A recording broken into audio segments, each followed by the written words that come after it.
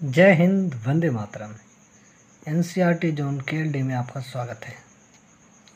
जैसा कि आपको हम पिछले कक्षाओं में पढ़ चुके हैं, कक्षा 12 के मैथ का अवयव चैप्टर नंबर 3 से कक्षा 12 के गणित विषयों का सीरीज चालू किए हैं। इसमें हम हर एक चैप्टर के बारे में डिटेल से अध्ययन करेंगे। पहले हम अवयव को, फिर स्टडी, उसके बाद तब अन्य चैप्टरों के बारे में हम अध्ययन करेंगे। अवयव ऐसे इस चैप्टर से क्या होता है, हर साल प्रश्न बनते हैं। इसके बारे में पहले वीडियो में हमने देख लिया है कि अवयव होता क्या है, अवयव का परिभाषा क्या होता है, अवयव के तत्व क्या होते हैं, उसके निरूपण कैसे किया जाता है, अवयव को लिखा कैसे जाता है, इन सारे बारे में अध्ययन कर लिया गया था। तथा हमने ये भी अध्ययन कर लिया था कि अवयव के प्रकार क्या होते हैं और इसमें से क्षैतिज अवयव और ऊर्ध्वाधर अवयव को हमने जान लिया था। आज हम पढ़ेंगे वर्ग अवयव।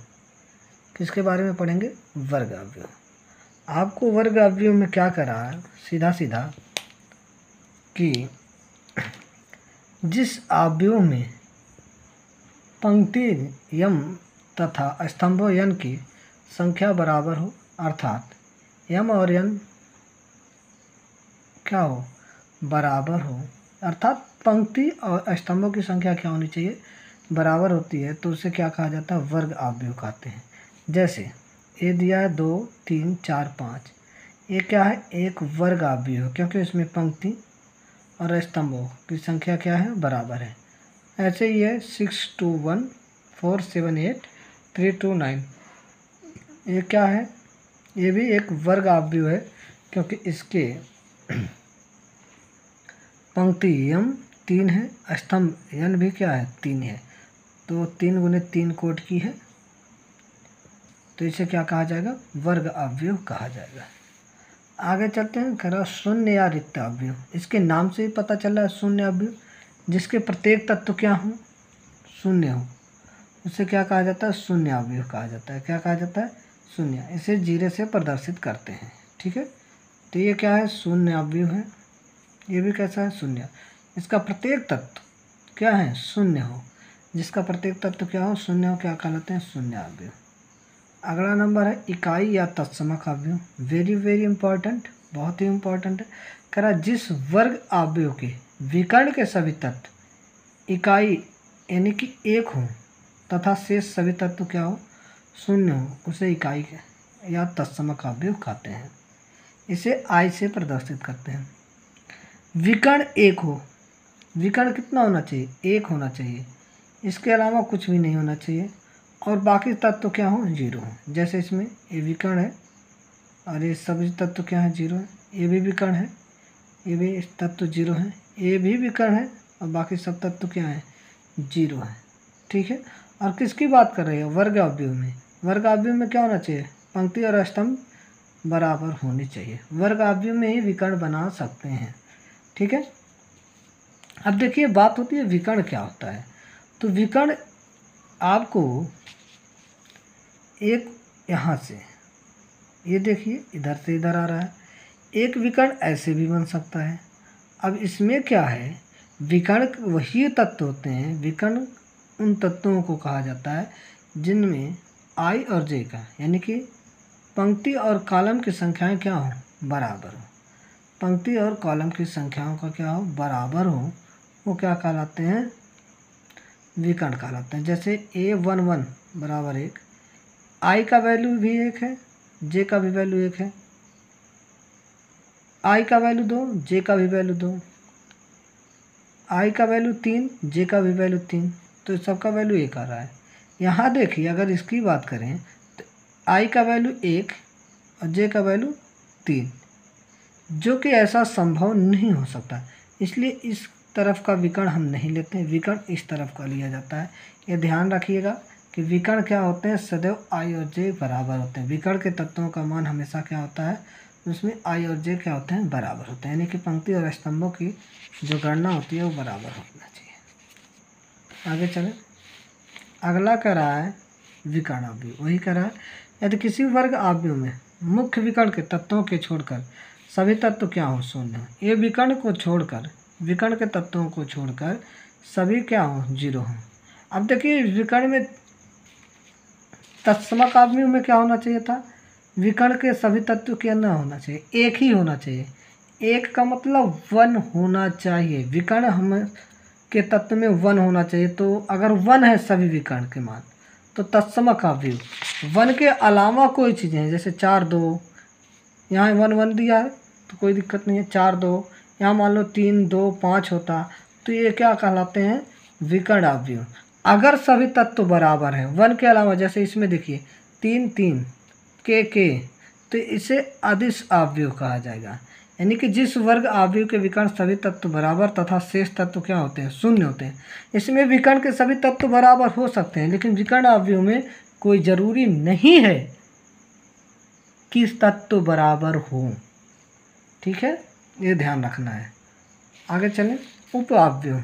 उप आव्यूह क्या कर रहा है, किसी दिए गए आव्यूह के कुछ पंक्तियों तथा स्तंभों को निकाल या छोड़ देने पर शेष बचे आव्यूह का दिए गए आव्यूह को उप आव्यूह कहते हैं। परिभाषा से नहीं समझ में आ रहा है तो देखिए, इसका कहने का तात्पर्य, मैंने एक उदाहरण लिया है कि एक आव्यूह दिया ए, जिसमें 5 3 2 1 1 2 7 3 4 इसके तत्व हैं।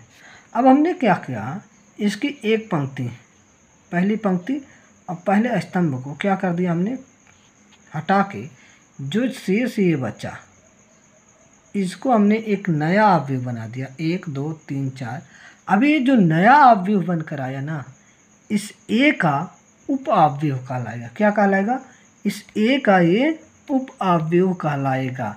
जरूरी नहीं है, हम ऐसे भी कर सकते थे कि तीसरी पंक्ति, ये तीसरी स्तंभ और पहली पंक्ति ये भी क्रॉस कर सकते थे, तो जो बनकर आता 1 1 7 3, तो ये भी क्या कहलाता, उप आव्यूह कहलाता है। तो किसी भी जुगाड़ से कह रहा है कि पंक्ति या स्तंभों को निकाल या छोड़ देने पर शेष बचे आव्यूह को ही क्या कहा जाएगा, उप आव्यूह कहा जाएगा। ठीक है, आगे चलें। फिर कह रहा त्रिभुजाकार आव्यूह, ऐसा वर्ग आव्यूह जिसके विकर्ण के नीचे या ऊपर के सभी तत्व क्या हो, शून्य हो, त्रिभुजाकार कहलाते हैं। जैसे ये आपका विकर्ण है, इस विकर्ण के नीचे का तत्व 0 0 0 है तो क्या कहलाएंगे, त्रिभुजाकार। अगर ऊपर का तत्व भी क्या है, 0 0 है तो क्या कहलाएगा, त्रिभुजाकार। चाहे नीचे का हो या ऊपर का, दो कंडीशन होगा, नीचे वाला 0 हो तब भी त्रिभुजाकार कहलाएगा, अगर ऊपर वाला भी है तब भी त्रिभुजाकार ही आव्यूह कहलाएगा। अब आते हैं एग्जाम्पल में। इस एग्जाम्पल में दे रहा है कि आव्यूह जो दिया है आपके सामने 2 2 1 -3 0 4 4 -4 7 7 6 5 में कह रहा है, पहला प्रश्न है कितनी पंक्तियां हैं, दूसरा प्रश्न है कितने स्तंभ हैं, तीसरा इसका कोटि क्या है, चौथा इसमें कुल कितने तत्व हैं। तो आपको फटाफट करते हैं। दिया है 2 -3 4 7 2 0 -4 6 1 4 7 5, ये आव्यूह दिया है। तो पंक्ति हमने बताया था, जो क्षैतिज रेखा होगा उसे क्या कहा जाता है, पंक्ति। तो कितने क्षैतिज रेखा हम खींच सकते हैं, 3। तो पंक्तियों की संख्या कितनी हो गई, पंक्ति की संख्या कितनी हो गई, 3। अब ऊर्ध्वाधर रेखा कितने खींच सकते हैं, 1 2 3 और 4। तो स्तंभ की संख्या कितनी हो गई, 4। पंक्ति हो गई 3। दूसरा प्रश्न स्तंभ दिया था 4। अब तीसरा प्रश्न कह रहा है इसका कोटि या क्रम क्या है। तो हमने हमेशा बताया था पंक्ति को यम और स्तंभ को यन कहते हैं, से डिनोट करते हैं, प्रदर्शित करते हैं। और कोटि को हम हमेशा यम क्रॉस यन के रूप में लिखते हैं, यानी कि यम गुणे यन के रूप में लिखते हैं, यानी कि 3 गुणे 4। तो कोटि क्या बना, 3 गुणे 4। अब अगला प्रश्न कर रहा है इसमें कुल कितने तत्व हैं। तो तत्व क्या होगा, जो कोटि के गुणनफल से जो आंसर आएगा उसे क्या कहा जाएगा, तत्व। तो कितने तत्व हो जाएंगे, 12 तत्व हो जाएंगे। गिन भी सकते हैं, 1 2 3 4 5 6 7 8 9 10 11 12। तो कितने तत्व हो गए? 12 तत्व भी हो गए। अगला प्रश्न करा कि अब देखिए अवयवों का क्रम विन्यास। अगर आपको कोई ऐसे दे दिया कि ए बराबर ए आई जेड, ये तत्व को लिखने के एक प्रक्रिया है, अवयव के तत्वों को निरूपण करने का एक तरीका है। ए आई जे करा किस कोटि का है? 2 गुने 3 कोटि का है। तो 2 गुने 3 का मतलब जिसमें 2 पंक्ति हो और 3 स्तंभ हो। देखिए यहाँ पे लिखे हैं A11, A12, A13। इसका मतलब क्या है? A11 का मतलब समझ रहे हैं आप? A11 का मतलब है पहली पंक्ति तथा पहला स्तंभ, ये इसका मतलब है। ये 1 पंक्ति, इसे आई, इसको स्तंभ जे। A212 का मतलब पहली पंक्ति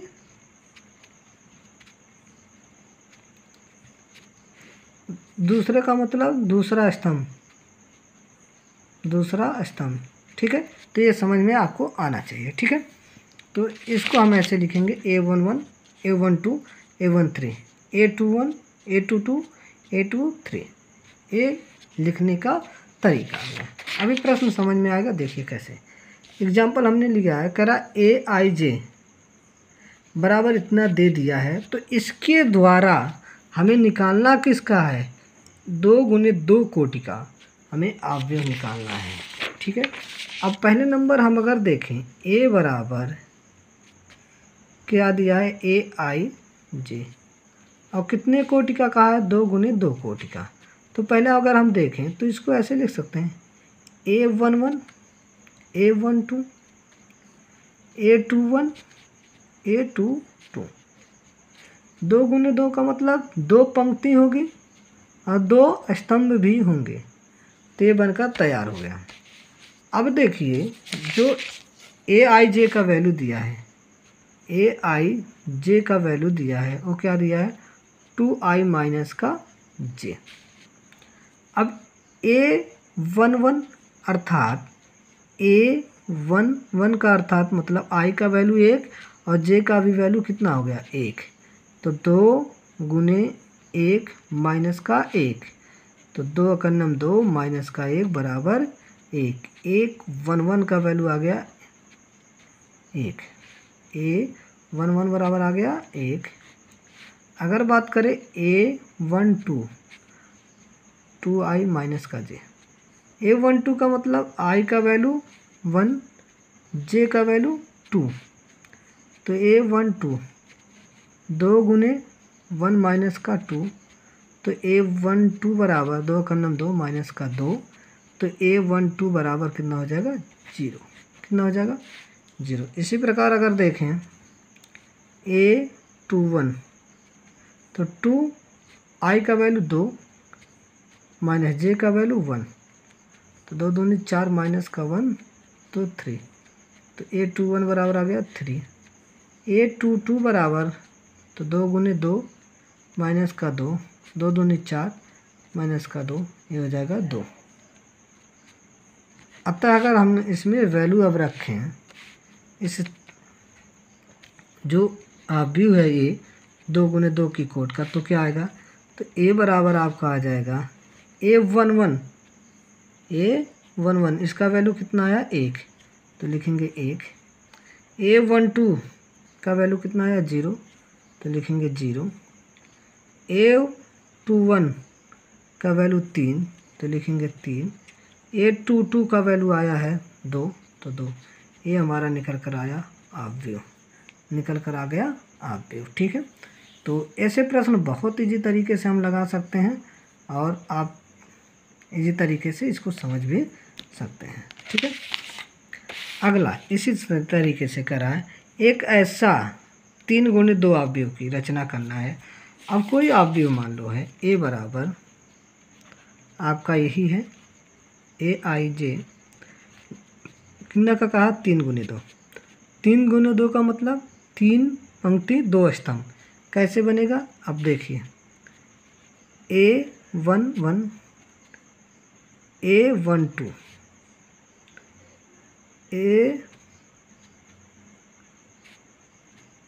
A21 A22 और A31 A32 ये निकल कर आया।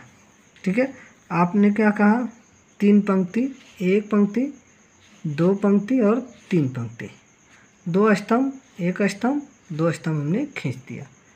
अब हमें क्या किया है, आगे चलते हैं।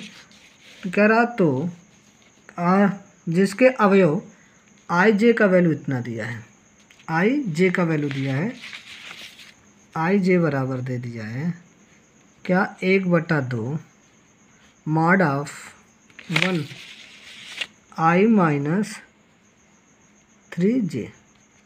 चलिए, अगर A11 का वैल्यू निकालें तो 1/2 आई का वैल्यू 1 माइनस 3 गुने 1, तो A11 बराबर आपका आ जाएगा 1/2, ये हो जाएगा 1 माइनस 3 का नम 3। A11 बराबर आ जाएगा 1/2, 1 में से 3 जाएगा तो माइनस का 2, और जब इसको मार्ट से बाहर निकालेंगे तो प्लस का 2 आ जाएगा, और 2 से 2 कैंसिल हो जाएगा, तो A11 बराबर आ जाएगा 1। कितना आ जाएगा, 1। आगे चलें, फिर बात करें अगर A12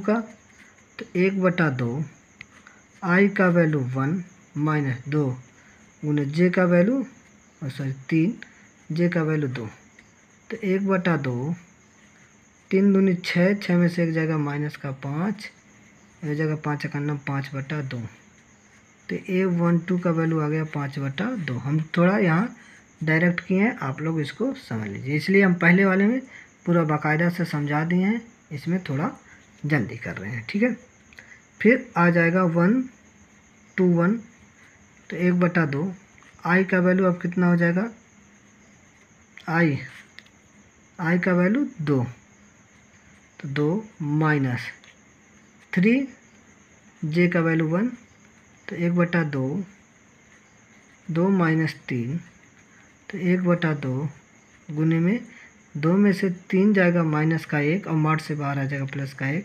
तो ये जाएगा 1/2। A21 बराबर आ गया 1/2। ठीक, आगे चलें, आगे हम निकालते हैं किसका, A22। अब हम डायरेक्ट करेंगे भैया, 1/2, 2 माइनस 3 गुणे 2, तो 1/2 2 माइनस का 6, तो 1/2 गुने 4, माइनस का 4 आएगा, बाहर आएगा 1 कट जाएगा, तो 2, तो A22 बराबर आ गया आपका 2। A22 बराबर आ गया आपका 2। अभी आगे और देखते हैं कैसे लगेगा।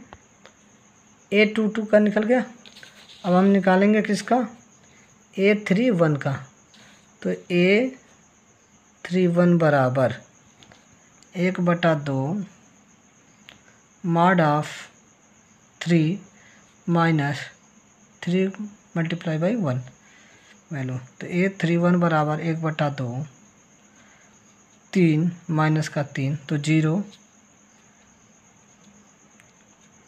2 गुने 0,